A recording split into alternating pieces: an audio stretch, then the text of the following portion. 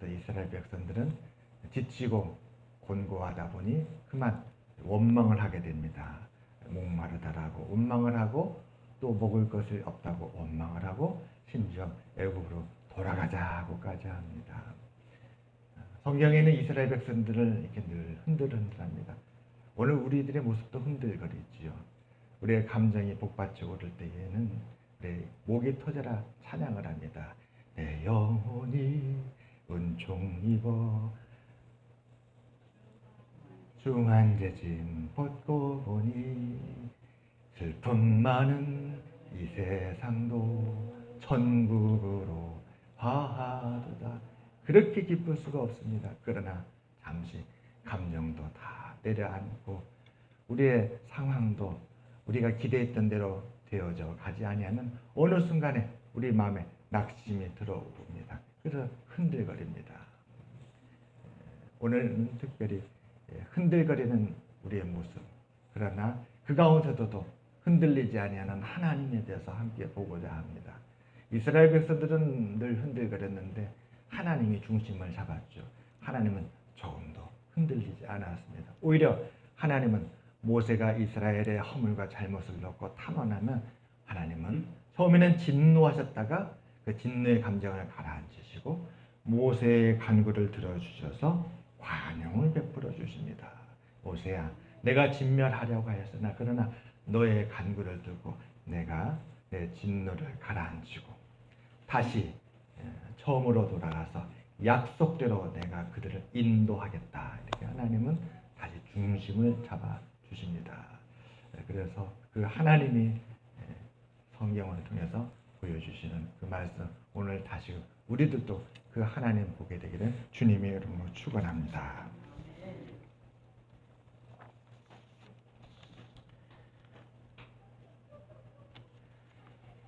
하나님의 뜻이 무엇인지 분명하게 아는 것은 매우 중요합니다.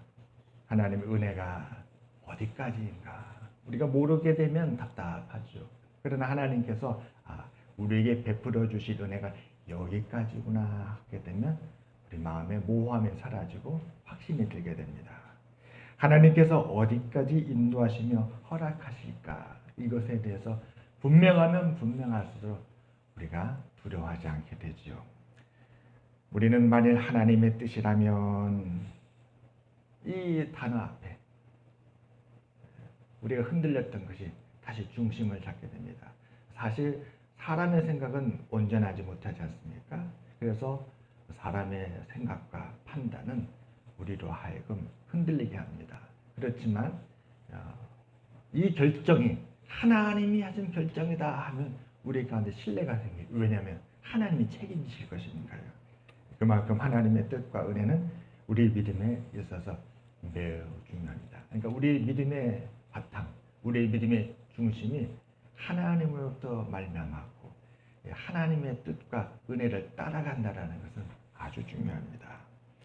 우리의 연약함을 아시는 하나님께서는 하나님의 은혜와 뜻이 어떠함을 분명하게 하시는 말씀을 통하여서 우리를 도와주십니다.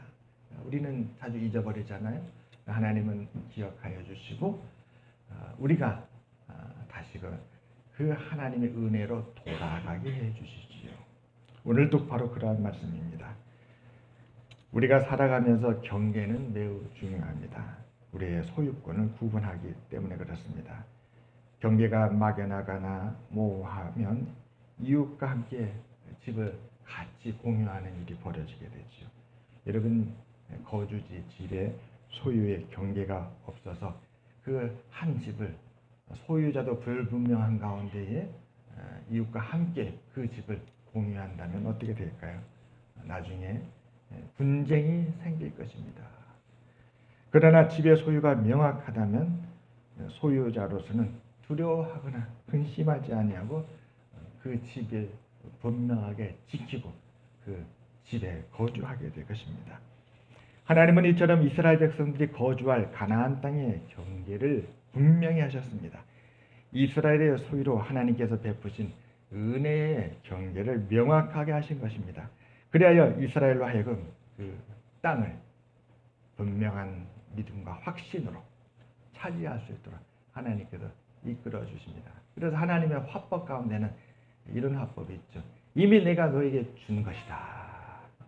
여기서부터 하나님 단언하고 시작을 하십니다. 오늘 말씀도 보시게 되면 1절과 2절에 이렇게 말씀하십니다. 여호와께서 모세에게 말씀하여 이르시되 너는 이스라엘 자손에게 명령하여 그들에게 이르라.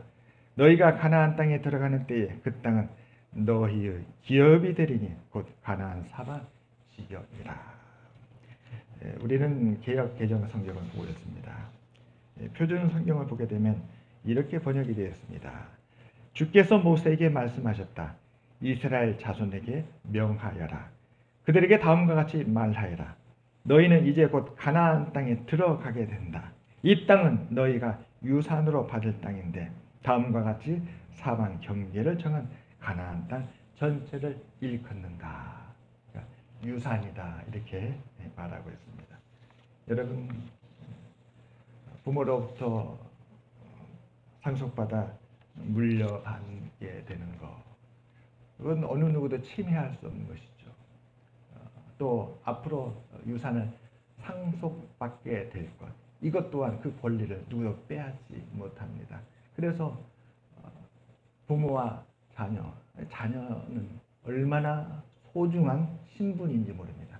내가 우리 부모님의 자녀라는 것, 절대 이 자녀됨을 잃어서도 안 되고 누구한테 빼앗겨서도 안 될 것입니다. 이스라엘 백성들은 아브라함의 자손이라는 그 하나 때문에 하나님께서 아브라함에게 약속하셨던 그 약속이 이 이스라엘 백성에게까지 유효하게 전해져 왔던 것이었습니다. 하나님께서 이스라엘 백성 때문에 저 가나안 땅을 그들의 유산으로 정하시고 이 땅은 이미 너희들의 것이다라고 선포하고 들어가서 얻으라 하는 것이 아니라 아브라함의 약속 때문이었습니다.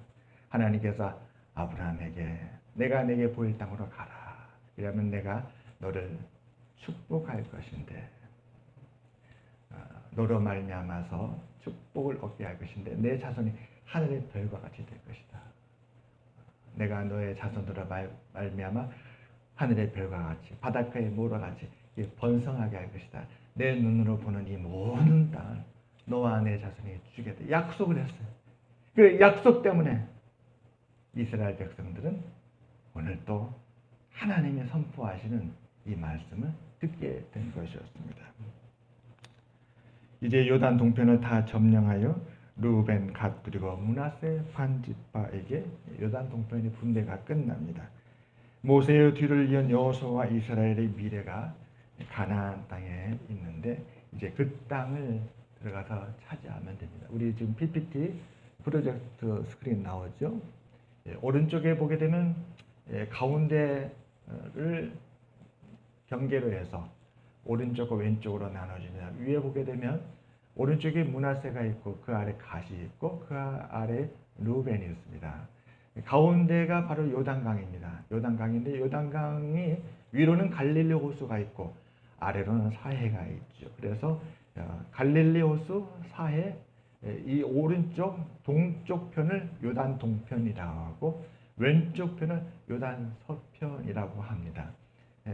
모세는 므낫세, 갓, 르우벤 지파에게 요단 동편을 다 분배를 내고 이 요단 동편 분배가 끝났습니다.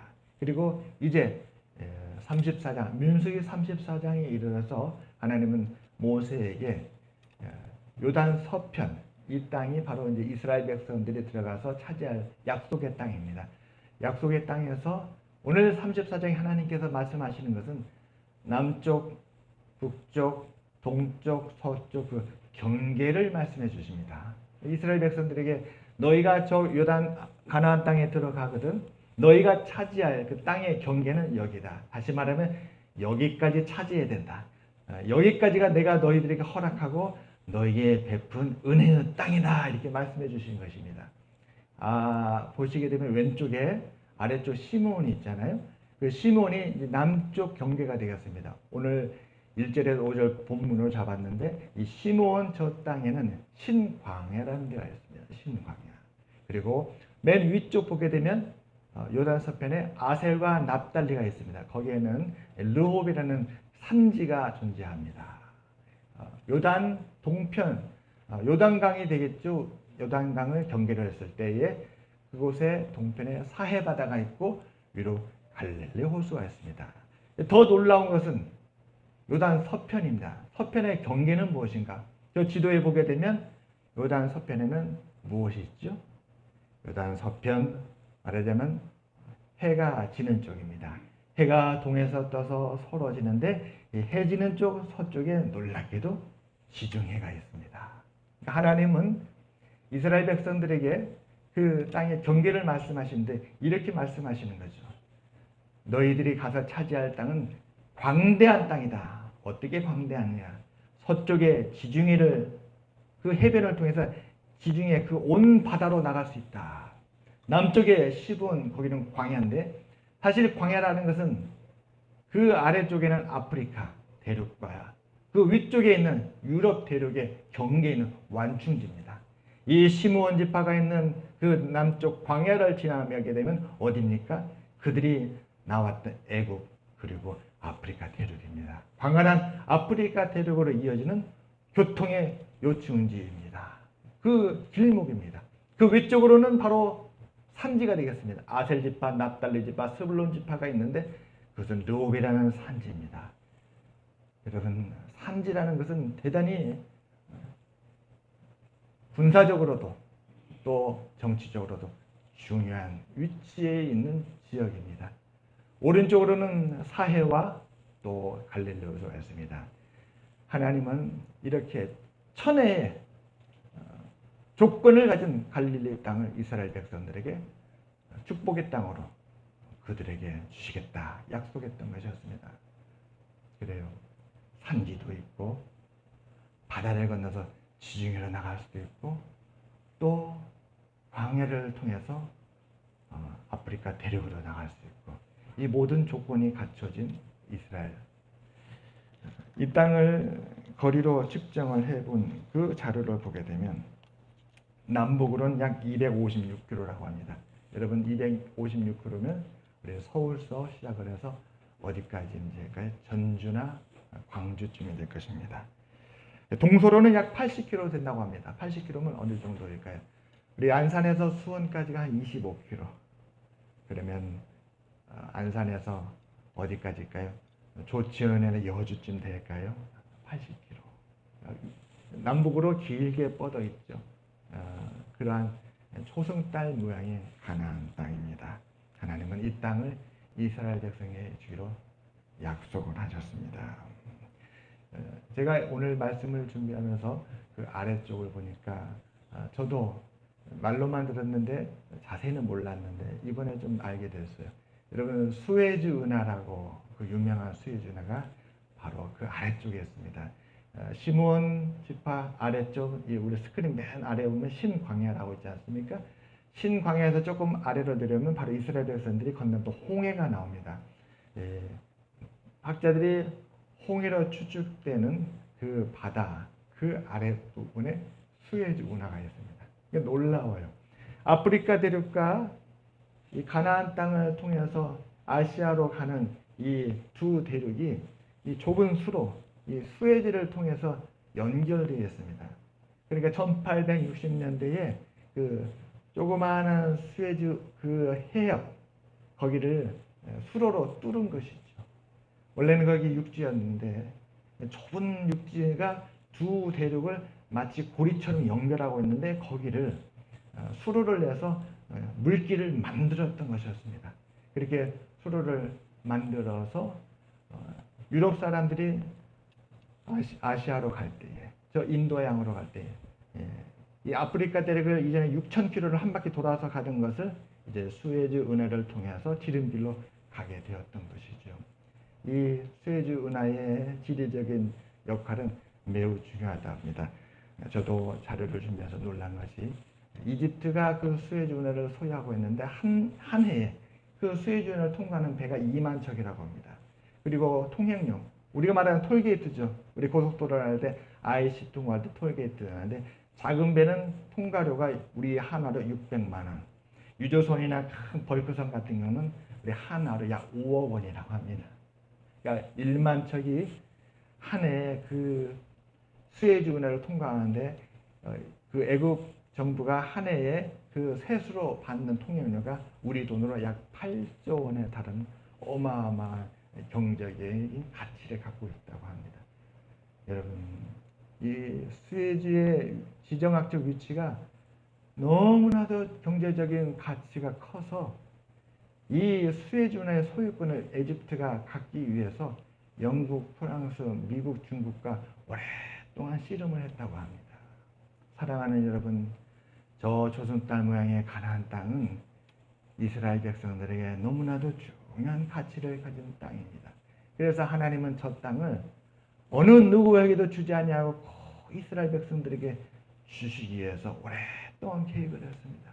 여러분, 창세기 12장에 보게 되면 처음에 하나님이 아브라함에게 명합니다. 아브라함아, 내가 이 가나안 땅으로 너를 인도해서 이 땅을 너에게 보여줄 텐데 이 땅을 너와 내 자손에게 주겠다. 하나님께서 그렇게 아브라함을 통해서 그 자손에게 이 땅을 주고 싶었던 것이었습니다. 아브라함이 믿지 못하고 흔들리죠. 하나님의 약속에 대해서. 하나님, 제가 후사도 없는데 어떻게 이 땅을 저의 자손들이 얻는다는 것입니까? 할 때 하나님은 그 아브라함에게 후사를 주셔서 확증을 합니다.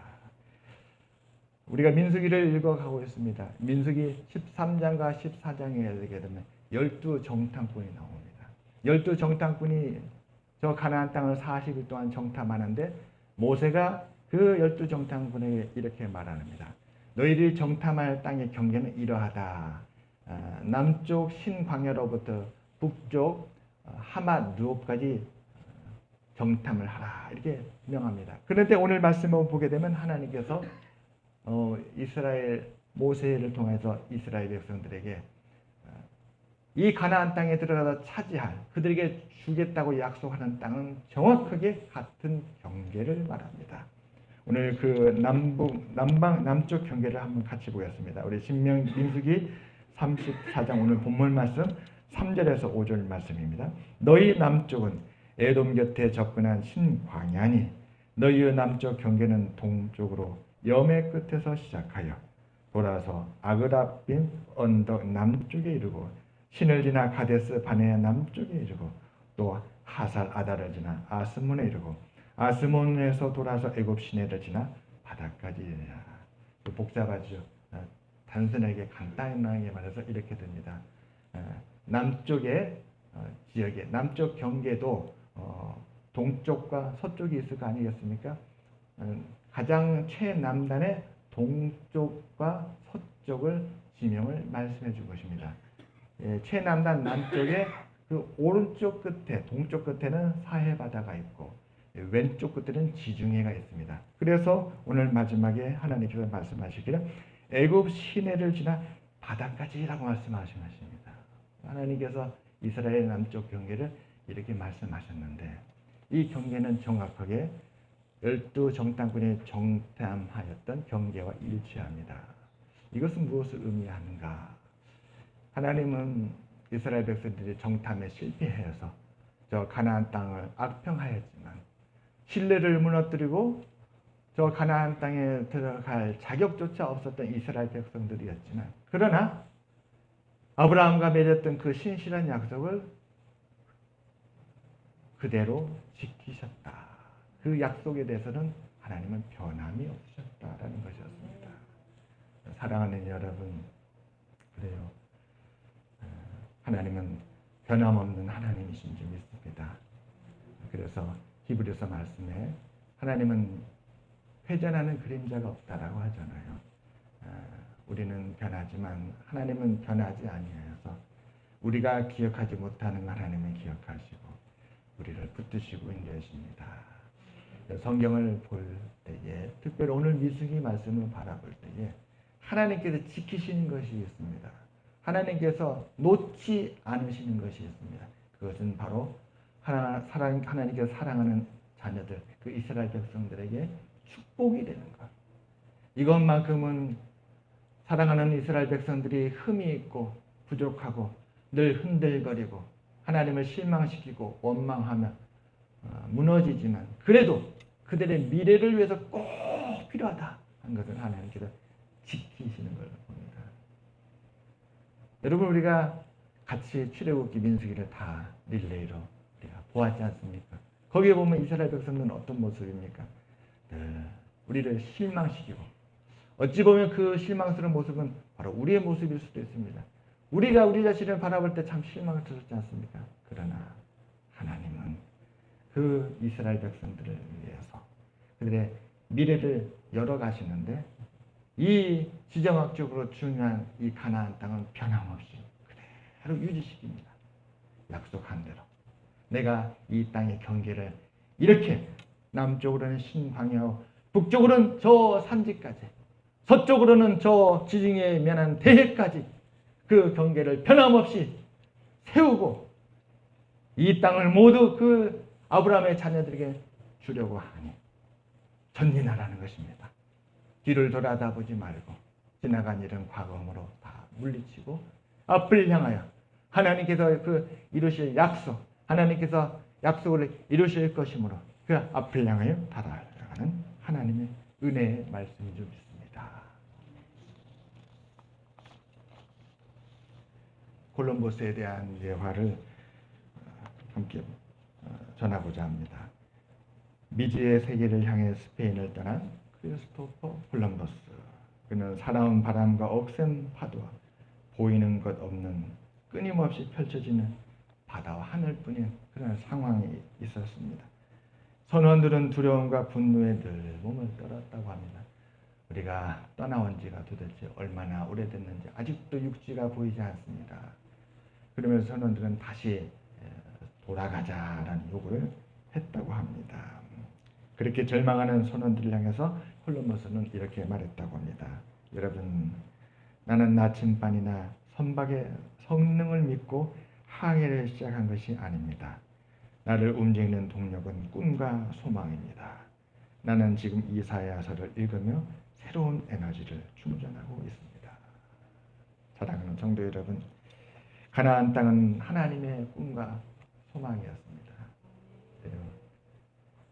구하라 얻을 것이요, 찾으라 찾을 것이요, 두드리라 열릴 것입니다.